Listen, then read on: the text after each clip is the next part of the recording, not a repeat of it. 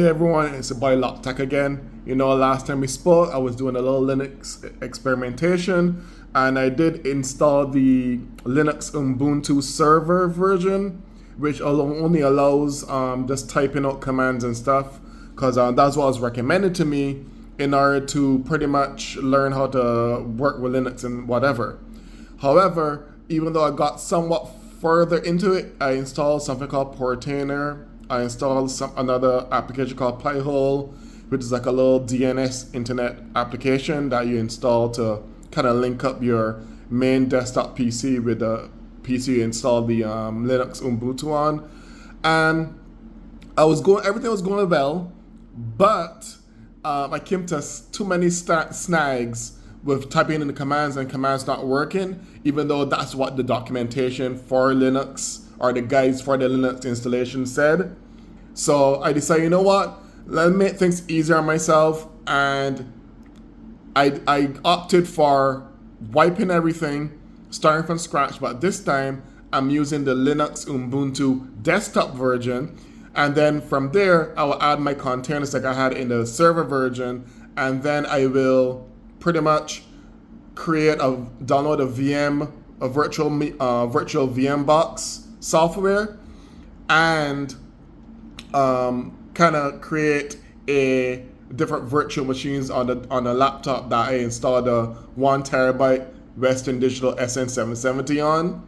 I'm kind of gonna use that as a main hub and just use a virtual machine, whereas the main machine that I'm putting the virtual machine on is running the Linux desktop. Now, the difference between a desktop and a server is more niche, as everything's typing, whereas the desktop version is mainly not typing out, the usual run-of-the-mill GUI, which stands for Graphic User Interface, that you are accustomed seeing for like Windows operating systems. So it's like Linux version is one of those Linux flavors that have a user interface like a Windows operating system do, where you could actually use a mouse and keyboard and stuff.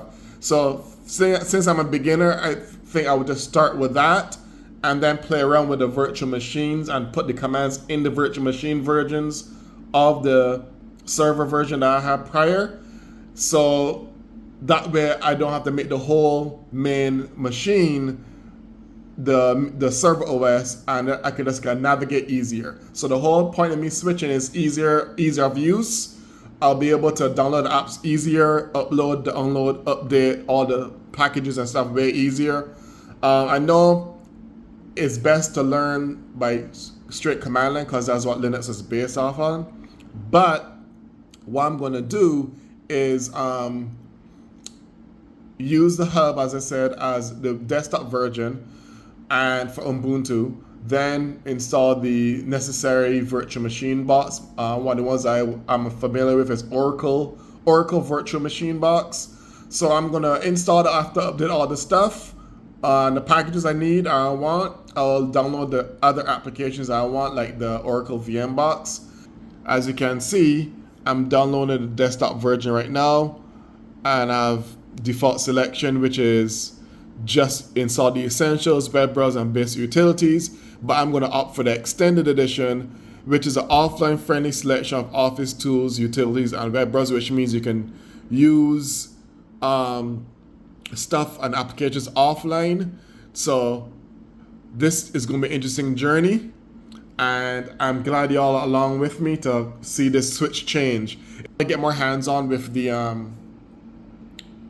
Linux commands, because majority of the stuff you enter in Linux is command line based, but there's more than one way to skin a cat, like I always say. So I'm gonna take this angle and see if it was easier for me if I ran into the same problems that I had when it was just all command line and they didn't want to install all the packages that I wanted, outside of the ones I managed to finally install, but still they fell short. Go ahead and I'm going to do extended edition. See, as you can see, the mouse is working.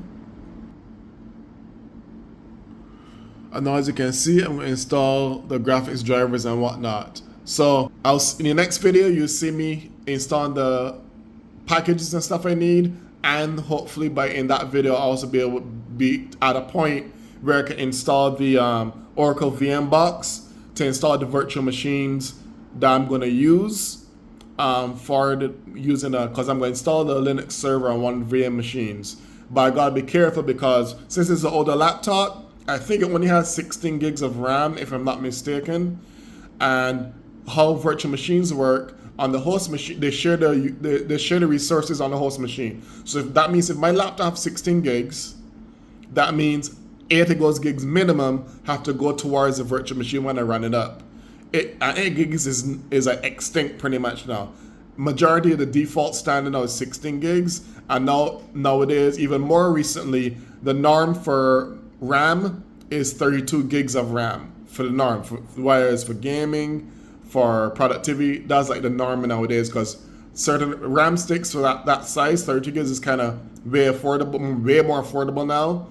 And even like the DDR5, which is a new RAM technology, it hasn't been out too long. When it first came, it was expensive, but you usually get a 32 gig of RAM DDR5 now for just roughly $100. Sometimes lower, depends if you opt for RGB or not.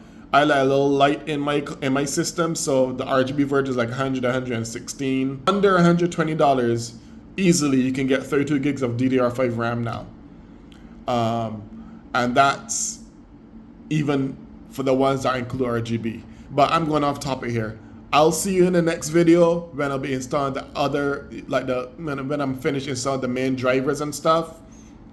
My next video is gonna be showing you all the packages I'm installing, and if hopefully I ran into no kinks or issues, knock on wood. But thank you for joining me on this journey, and I'll see you in the next video.